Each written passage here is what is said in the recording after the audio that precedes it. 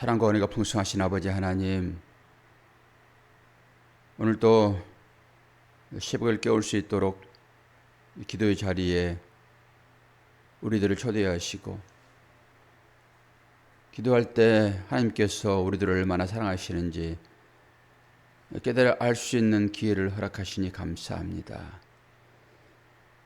인생을 살아가면서 여러 가지 질고를 만날지라도 하나님께서 우리와 함께 하시며 우리를 지키시고 인도하신다는 이러한 평안한 감정이 우리에게 있기에 힘들고 어려운 삶을 살고 있으나 우리의 마음 가운데 요동치지 아니하는 중심 잡힌 그런 내용들이 있음을 오늘 또 고백하지 아니할 수 없습니다.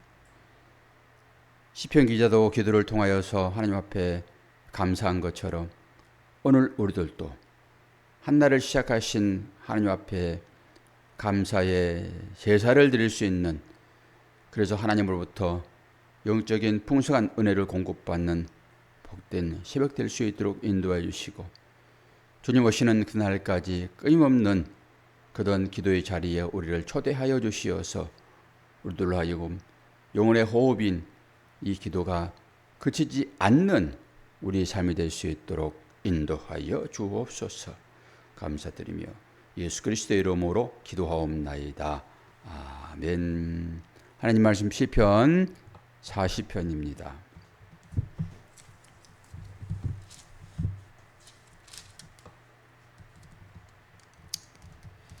(17절까지) 보겠습니다.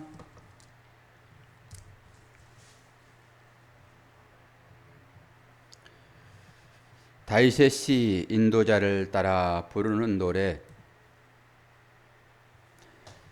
내가 여호와를 기다리고 기다렸더니 귀를 기울이사 나의 부르짖음을 들으셨도다.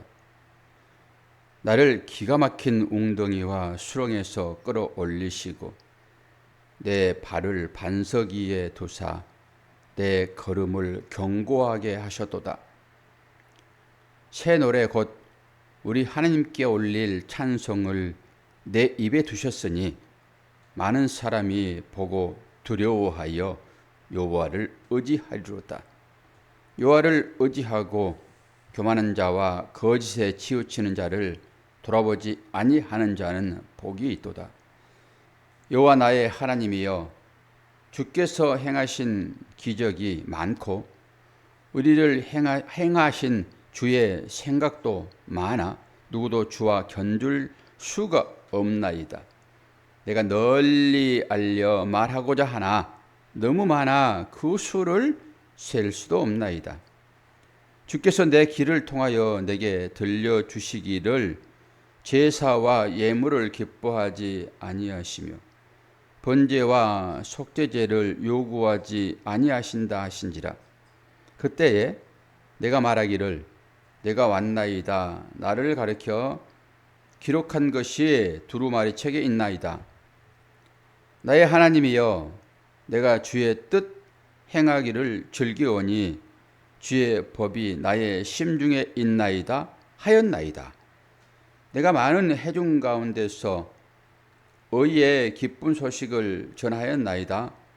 여호와여, 내가 내 입술을 닫지 아니할 줄을 주께서 아시나이다. 내가 주의 공의를 내 심중에 숨기지 아니하고 주의 성실과 구원을 선포하였으며 내가 주의 인자와 진리를 많은 회중 가운데서 감추지 아니하였나이다. 여호와여, 주의 긍휼을 내게서 거두지 마시고 주의 인자와 진리로 나를 항상 보호하소서. 수많은 재앙이 나를 둘러싸고 나의 죄악이 나를 덮침으로 우러러 볼 수도 없으며 죄가 나의 머리털보다 많음으로 내가 낙심하였음이니이다. 여호와여, 은총을 베푸사 나를 구원하소서. 여호와여, 속히 나를 도우소서. 내 생명을 찾아 멸하려 하는 자는 다 수치와 낭패를 당하게 하시며 나의 해를 기뻐하는 자는 다 물러가 욕을 당하게 하소서. 나를 향하여 하하하하 하여 조소하는 자들이 자기 수치로 말미암아 놀라게 하소서. 주를 찾는 자는 다 주 안에서 즐거워하고 기뻐하게 하시며 주의 구원을 사랑하는 자는 항상 말하기를 여호와는 위대하시다 하게 하소서. 나는 가난하고 궁핍하오나 주께서는 나를 생각하시오니 주는 나의 도움이시요 나를 건지시는 이시라. 나의 하나님이여 지체하지 마소서. 아멘. 네, 감사 시입니다. 감사의 기도. 우리가 삶을 살면서 늘 감사해야 되는 것도 마땅하지요. 그러나 우리는 감사 조건들을 많이 찾잖아요. 그리고 손꼽아 이렇게 헤아려 보기도 하고. 그런데 우리가 감사하는 감사의 조건과 하나님께서 우리를 향하신 감사가 무엇인지를 알려줄 때 많은 차이가 있을 것이다 라고 생각을 합니다. 하나님은 우리에게 늘 말씀을 주시고 그 말씀을 통하여서 당신의 뜻을 전달하십니다. 그리고 하나님의 자녀된 우리들은 우리의 부모 되시는 그 하나님께서 뭘 원하시는지 그걸 행하면 되는 것입니다. 왜입니까? 그 하나님은 전능의 하나님이시니까요. 전능의 하나님이다라고 하는 것은 사랑을 포함하고 있습니다. 모든 것을 다 내어주시는 하나님, 우리의 신음소리에 귀 기울이시는 하나님, 그 하나님이 우리를 양자 삼아 주셨다고요. 그래서 이것은 법으로 딱 생명책에 기록되었으므로 절대 변개치 않는 그런 법이 되고 말 것입니다. 오늘 또 여기에 보게 되면은 어디에서 나를 건져달라고 얘기를 합니까? 나를 2절 기가 막힌 웅덩이와 수렁에서 끌어올리시고 내 발을 반석 위에 두사 내 걸음을 견고하게 하셨도다 라고 얘기를 해요. 하셨도다. 그럴 때 여기에서 기가 막힌 웅덩이와 수렁이 어떤 것입니까?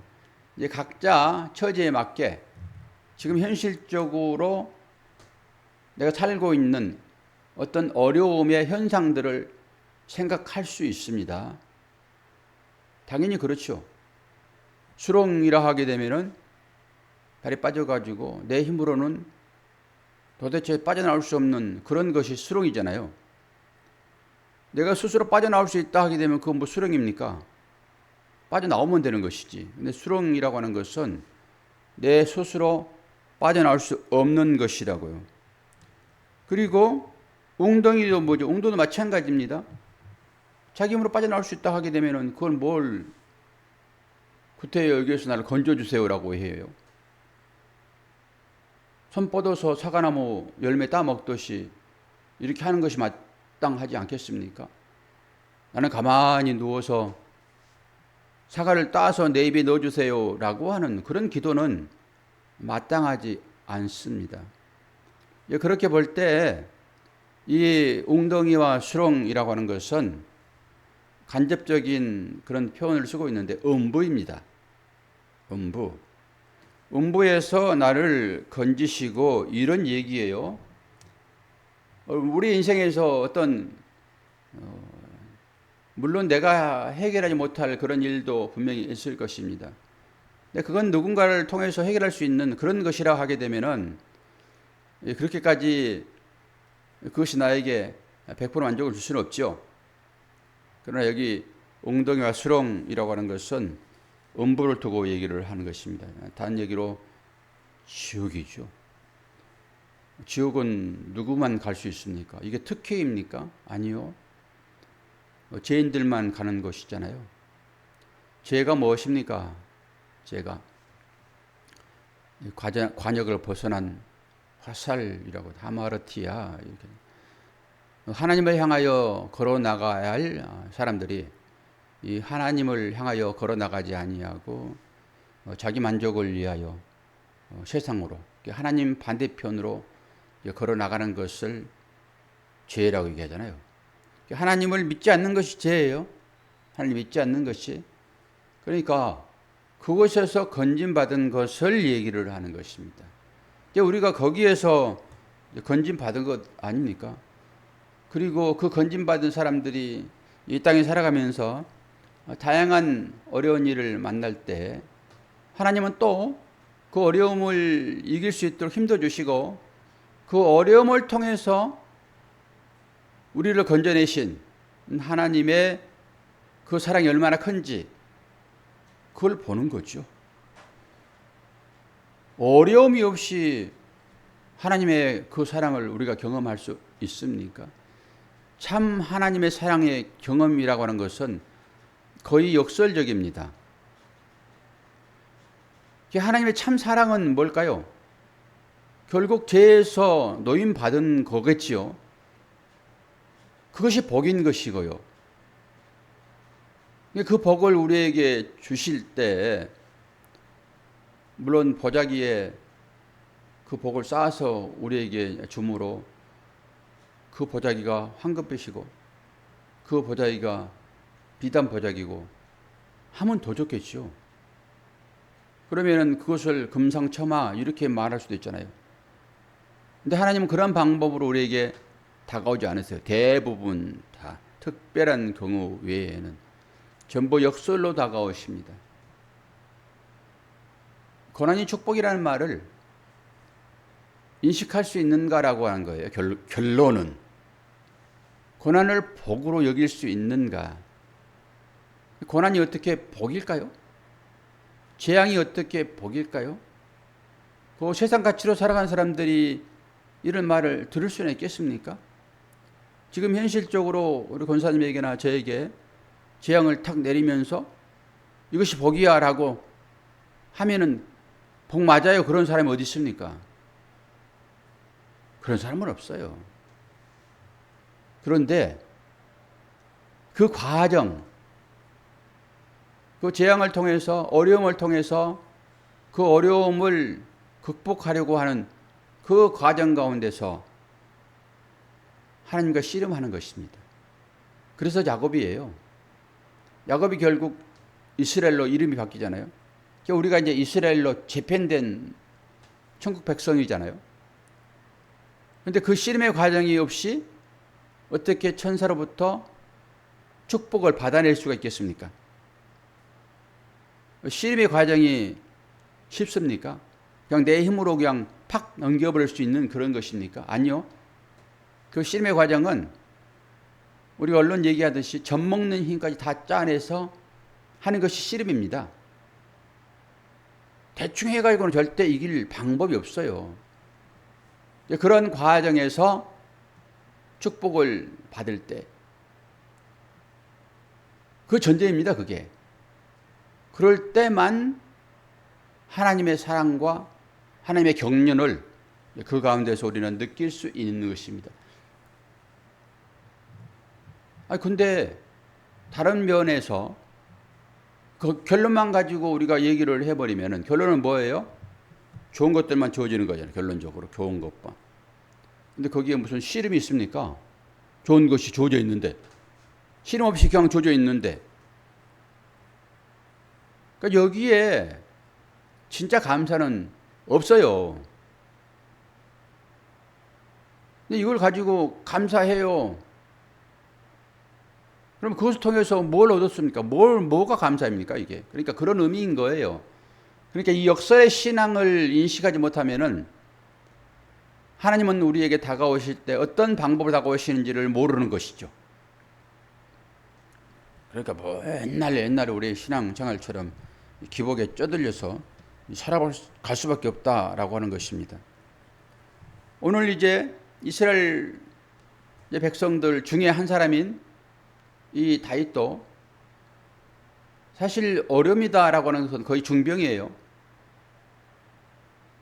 이것 때문에 죽겠네라고 하는 환경으로 빠지는 그런 중병입니다.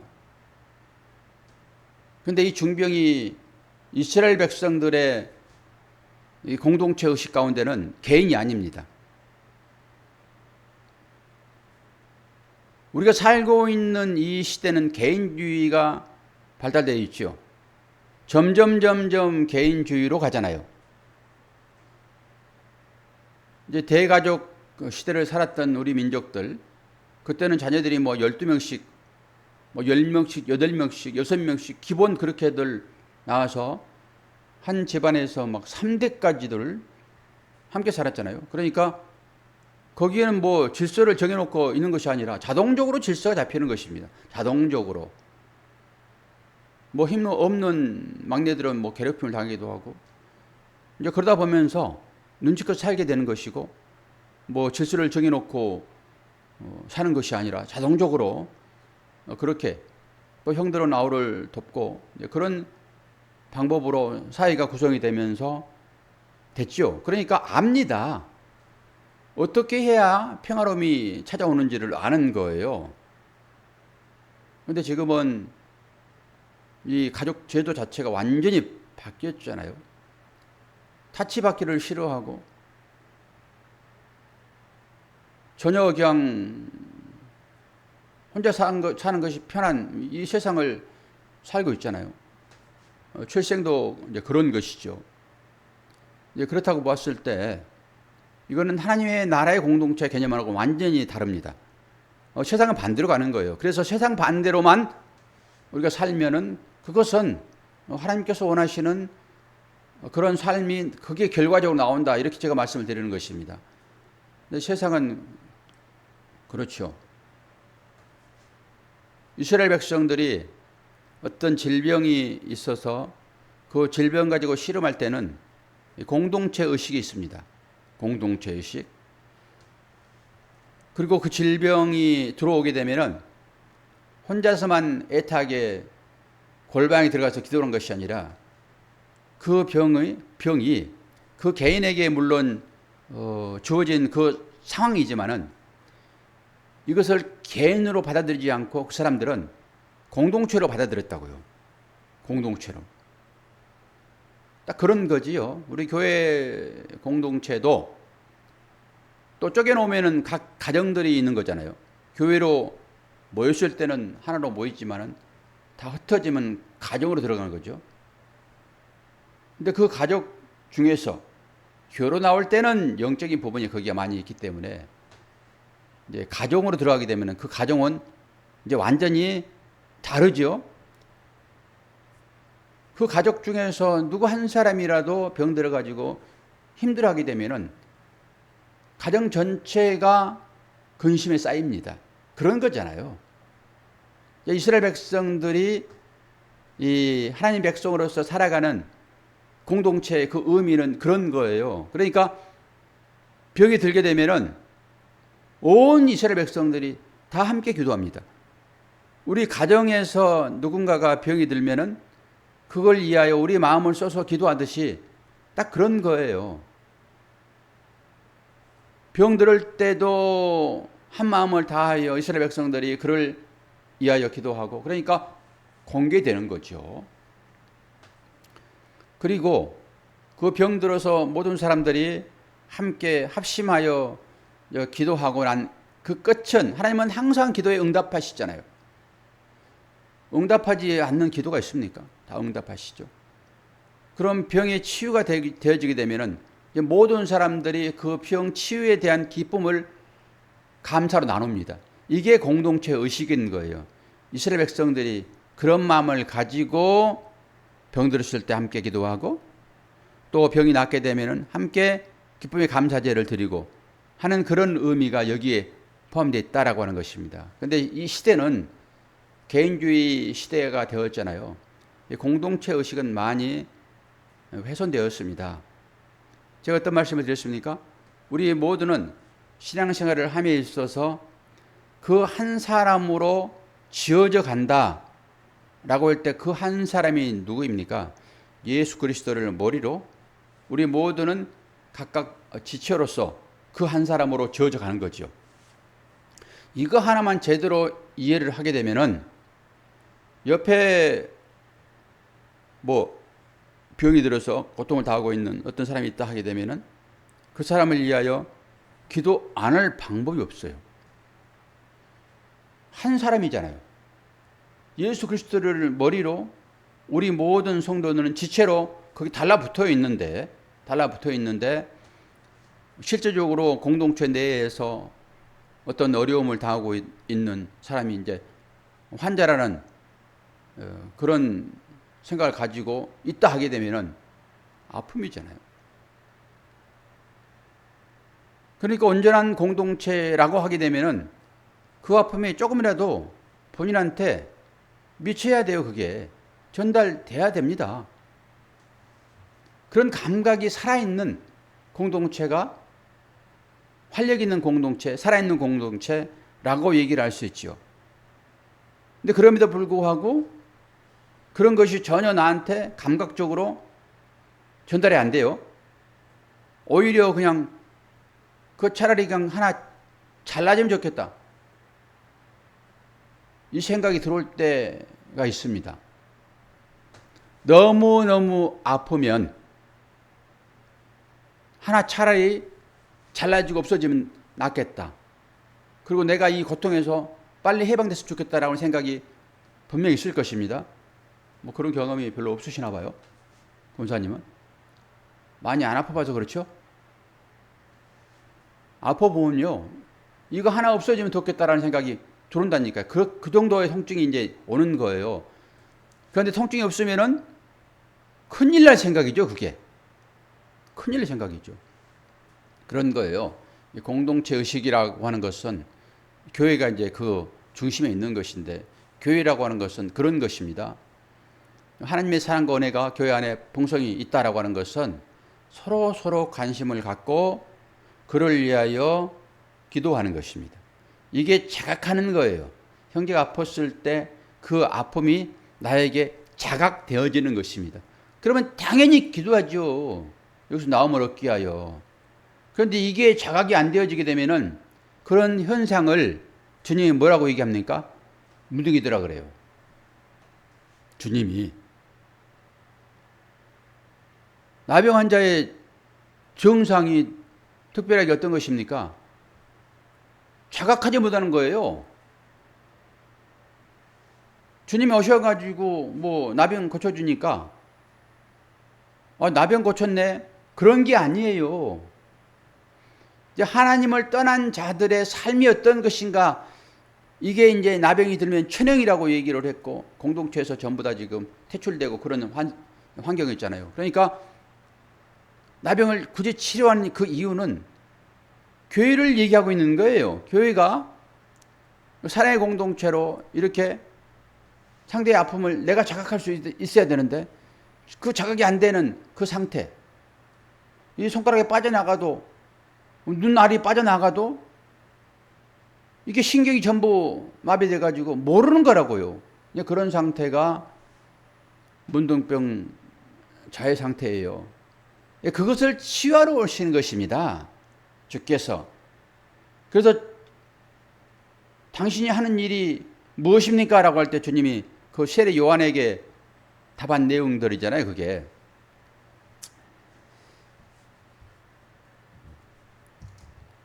이제 시간이 되었으므로 설교를 마치도록 하겠습니다. 시간이 됐다는 하는 것은 권사님이 이제 하품을 한다 이런 거예요. 얼마나 귀신 같은지 정확해요. 정확히 6시 지금 1분 됐네. 1분. 그러니까 이런 영적인 얘기에 민감해야 되는 거예요. 영적인 얘기잖아요. 지금 우리 영적인 얘기를 하는 거잖아요. 이 현실적인 이 얘기를 영적으로 풀어내는 거잖아요. 그러니까 이런 영적인 얘기에 민감할 때 영적인 내가, 하나님은 영이시니라고 하나님과 가까이 가는 거예요. 그게. 근데 이게 사라지게 되면은 우리는 전부 다 보여지는 육신, 이 육신적인 것에 매몰돼요. 그래서 육신으로 오신, 죽어서 부활하신, 그래서 영이 되셔서 우리 함께 하시는 그 주님은 나가 상관도 없고 이제 불태워버릴, 사라져버릴, 그것의 마음을 뺏기는 것입니다. 그래서 그것이 많이 주어지게 되면은 아이고 내가 복 받았네 이렇게 되는 거예요. 그런데 여러분 이게 벗겨져야 돼요. 이게 벗겨지는 상태가 이제 사도 바울이 그 비늘이 벗겨지고 눈이 열리는 그런 것입니다. 최소한도로 이 정도는 우리가 인식을 하고 생각을 해야 되겠죠. 그러니까 이 얘기가 나오는 것은 뭐가 전제예요? 권사님이 하품했다. 그러므로 그 하품도 나에게 득이 되었구나. 할렐루야. 그렇게 되는 거예요. 이 모든 일들을 여러분이 그렇게 해석하시란 말이에요. 그래서 그 악한 것 때문에, 그 좋지 않는 그것 때문에 하나님께 간절히 기도했더니 하나님께서 찾아오셔서 나에게 응답하셨으므로 그 좋지 않았던 한쪽 팔이 잘라질지라도 내 이 고통에서 벗어났으면 좋겠다라고 하는 그것이 나에게 복이 되는 것입니다. 이 비밀을 아냐라고 하는 거예요. 이 비밀을. 우리는 육신적인 사람들이라서 이 비밀을 알기까지 하나님께서 무서워서 못 찾아오세요. 혹시 그렇게 해가지고 하나님을 알면 좋겠으나 그냥 기겁을 해버리니까 그냥 좀 만나주려고 근데 기겁을 해주니까 천국 가게 되면 여러분이 기도할 필요 있어요 없어요? 없어요. 그거는 온전히 만족인데 무슨 기도를 합니까?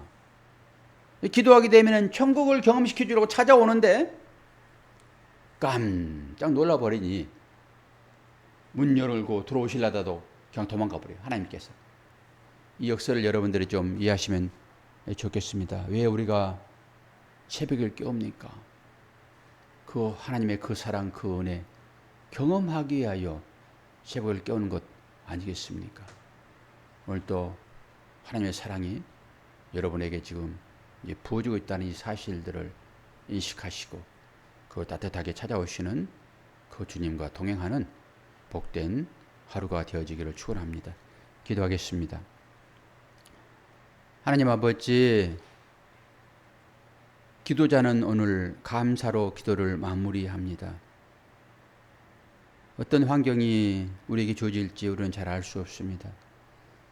지나간 시간들을 통하여서 하나님을 경험할 수밖에 없는데 어떤 방법으로 하나님 찾아오시든지 간에 그 찾아오시는 그 일들을 통하여서 하나님과 깊이 대화하는 복된 하나님의 참된 자녀들 될 수 있도록 도우시고 지금 찾아오셔서 여러 어려움을 만나 씨름하고 있는 과정 중에 누군가 계시다면 하나님 야곱처럼 기도하게 도와주시고 그 천사로부터 축복받는 그 환경 가운데로 인도될 수 있도록 은혜 허락하여 주옵소서. 감사드리며 예수 그리스도의 이름으로 기도하옵나이다. 아멘.